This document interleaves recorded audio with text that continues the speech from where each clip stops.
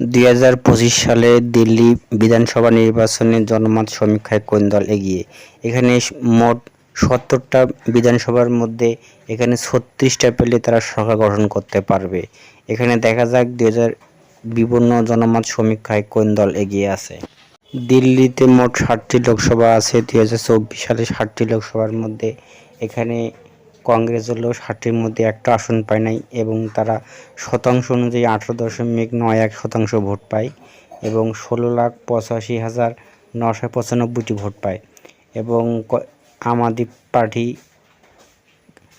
Party এখানে 15টি আসন পায়, তার শতাংশ অনুযায়ী 24.17% ভোট পায় এবং এখানে হলো বিজেপি 7-এর মধ্যে 7টা লোকসভা 7টাতেই জয়লাভ করে।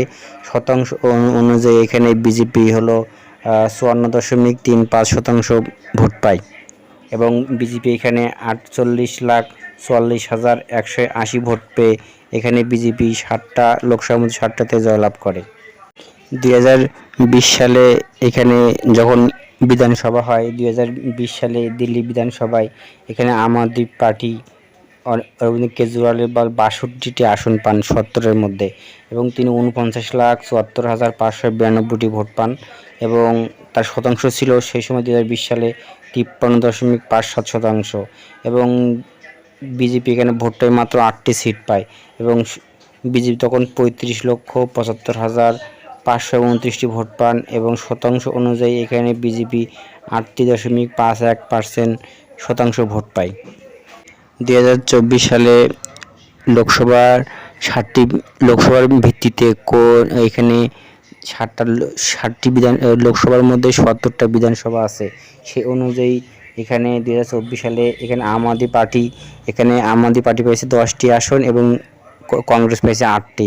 মোট এটাদের জোট শরিক হিসাবে 18টি আসন পায় 2024 সালে লোকসভা নির্বাচন অনুযায়ী, 60টি লোকসভা অনুযায়ী এবং 2024 সালে এখানে বিজেপি পায় 52টি আসন একাই পায়। অর্থাৎ সে অনুযায়ী কিন্তু বিজেপি অলরেডি সংখ্যাগরিষ্ঠতা অর্জন করে ফেলছে।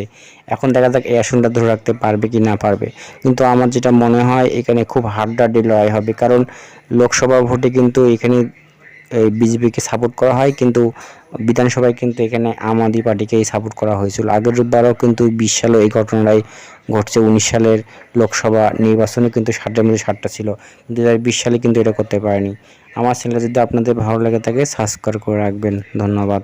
কিন্তু এখানে জেতার সম্ভাবনা 50-50।